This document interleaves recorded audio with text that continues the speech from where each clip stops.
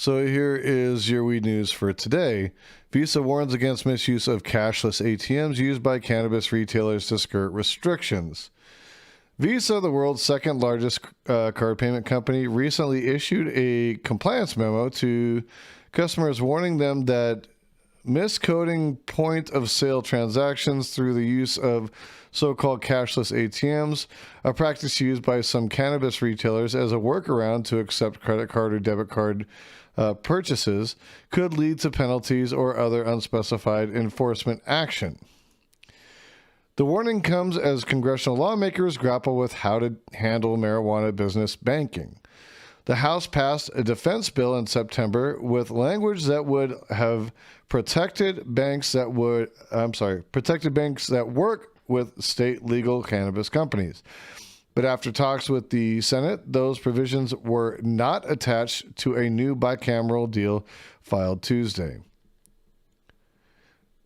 The December 2nd memo from Visa that was obtained by Marijuana Moment says the company is aware of a scheme in which merchants are using the cashless ATMs to effectively sidestep restrictions on what type of sales and that payment cards can be used for. Cashless ATMs are POS devices driven by payment applications that mimic standalone ATMs. However, no cash disbursements are made to cardholders. The memo explains, instead, the devices are used for purchase transactions, which are miscoded as ATM cash disbursements. Purchase amounts are often rounded up to create the appearance of a cash disbursement. That's what all the dispensaries in Arizona do. Every single one of them that do that. Every single one of them. They do this exact thing. This is a practice that they use. At a cannabis retailer, for example, a $45 purchase might be rounded up to $60 and encoded as a cash disbursement. The retailer would then subtract the purchase price plus taxes from the apparent $60 withdrawal and return the change to the customer. To the payment processor, it would look like a $60 ATM withdrawal, but to the customer, it would seem as though they'd bought cannabis with the card. Anyways, while Visa's memo doesn't mention cannabis specifically, it notes that cashless ATMs, which are sometimes called reverse ATMs, are primarily marketed to merchant types that are unable to obtain payment services, whether due to Visa rules, the rules of other networks, or legal or regulatory prohibitions, a category that includes cannabis businesses. With federal prohibition preventing most marijuana retailers from accepting credit or debit cards as direct payment, some have seen the use of cashless ATMs as convenience for customers and thus a smart business decision. Rather than maintain an on-premises ATM or ask customers to show up with cash, they simply swipe a card like any other retailer. Companies that market cashless ATM devices, meanwhile, remind retailers that customers tend to spend more when they can pay with plastic. Nathaniel Gurian, CEO of FinCan, which provides financial services specifically to cannabis businesses, established that thousands of cannabis retailers in the U.S. currently use what he called the cashless ATM solution in order to accept cards, a setup he described as clever, attractive, and likewise fraudulent. Damn. What keeps me up at night is that when not if one or more eager assistant U.S. attorneys with their eye on advancement sinks their teeth into this, it has the catastrophic potential to derail our industry's momentum and inflict great damage, he said in an email to Marijuana Moment. Visa's compliance memo is brief when it comes to enforcement. Misuse of cashless ATMs will be subject to non-compliance assessments and or penalties or subject to further compliance enforcement, it says, but doesn't include details.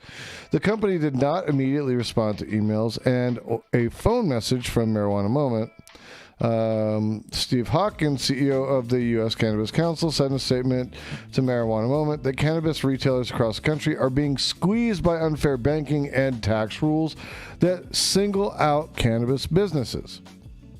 We urge Visa and other financial institutions to constructively engage with lawmakers and the cannabis industry on payment options, he said. Ultimately, Congress will need to step in by passing the Safe Banking Act, which we urgently working to pass.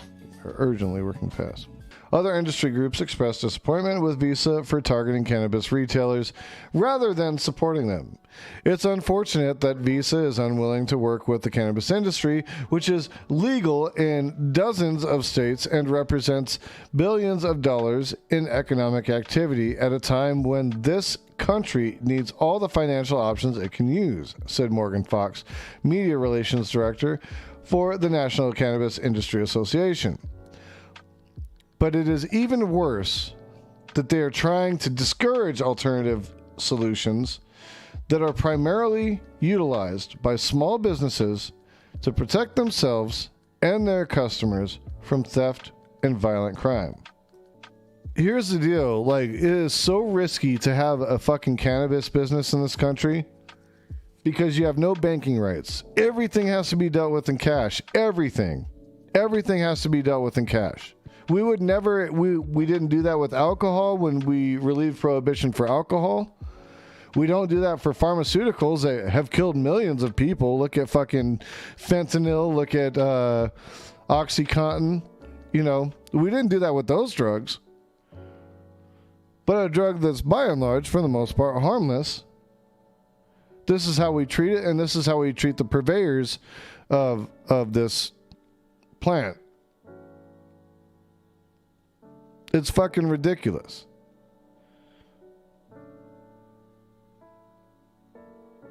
Ain't nobody ever died from fucking weed, guys. Pick your poison. People have died from fucking eating too much fucking fast food, man. Well, I mean, it opens them up to being robbed because they have to keep cash on hand at all times. They have no choice, you know? It puts the people that work in the dispensary, who are people making like $12 an hour max, at risk, you know? And these people shouldn't be at risk because of this shit. Further, Fox added that the announcement amounts to intimidation and will directly put cannabis businesses at even greater risk that could cost lives. Absolutely.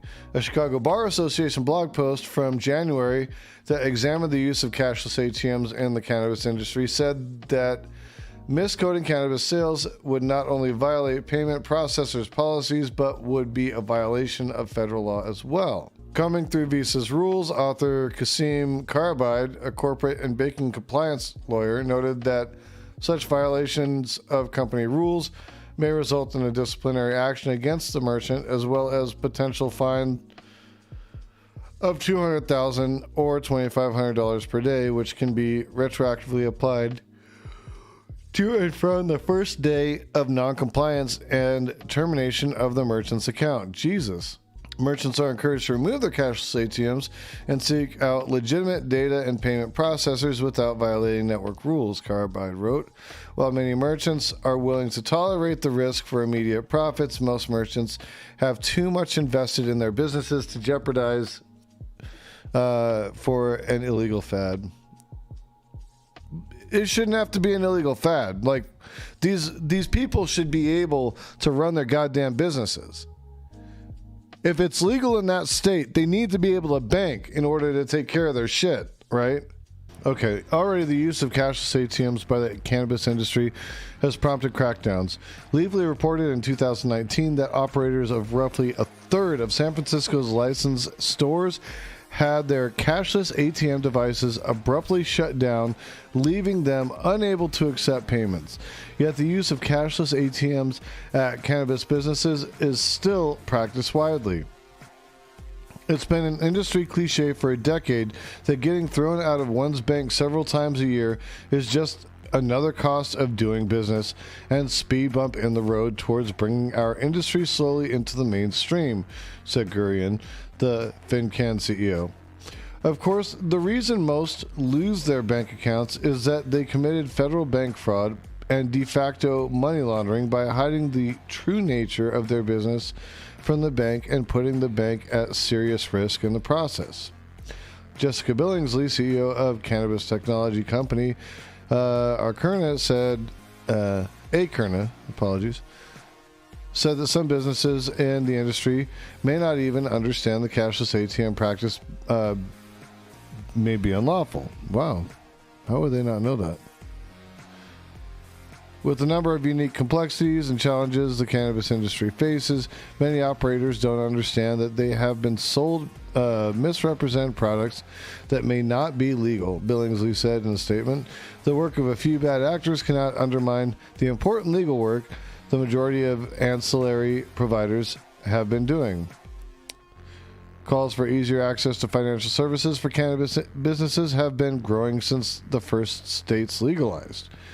In the past year or so, however, Congress has indicated its interest in addressing the issue, and lobbying by businesses and other groups has crescendoed. Good to hear. Earlier this month, the American Bankers Association, the ABA, Credit Union National Association, CUNA, United Food and Commercial Workers Union, and 11 other organizations sent a letter imploring Senate leadership to adopt language protecting banks that work with state legal cannabis businesses into the National Defense Authorization Act.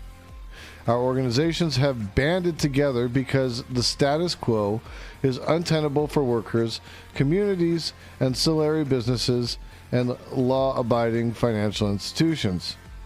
The group's letter said, adding...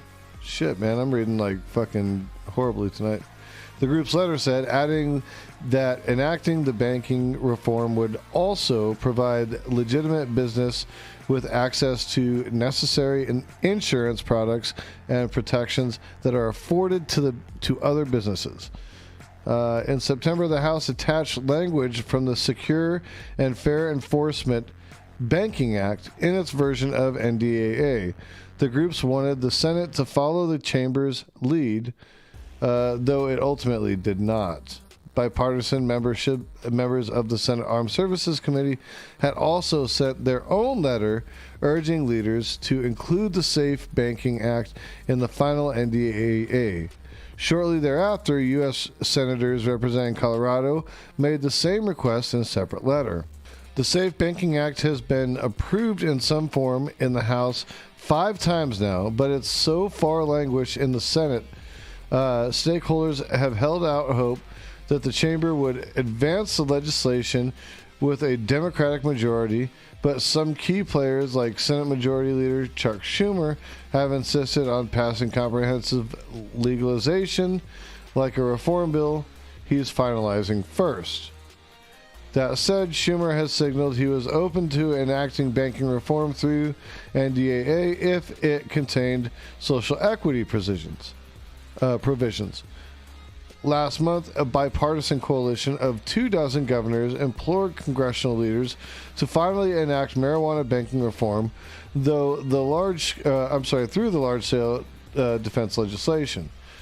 A group of small marijuana businesses owners also received.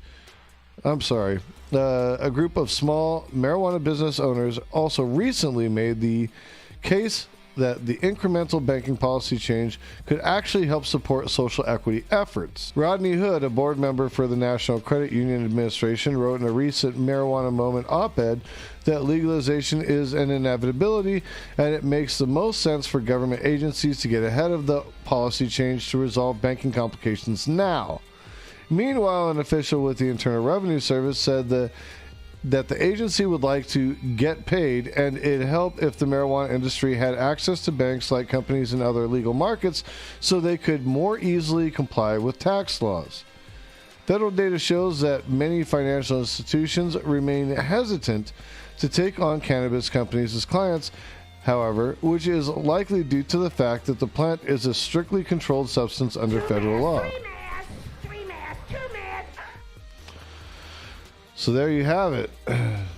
So that's the problem, man. Like, no matter what the marijuana industry does, like, we're still second-class citizens. Like, this is utter fucking bullshit. Like, let these people get to work, you know? Let these people get to work, you know, and let them like bank and let them, you know, contribute to the IRS and pay their taxes. You know, we got to make this shit fucking happen for people, man. This is fucking utter bullshit, dude. I'm so fucking irritated by this whole thing. But it's been going on a long time. It'd be really nice to be able to use my fucking debit card to go in and get something from the dispo and not have to get charged a fee for it, you know, or some other bullshit, which is what happens now because they're talking about they treat it as an ATM. You know, it sucks, dude. It truly fucking sucks.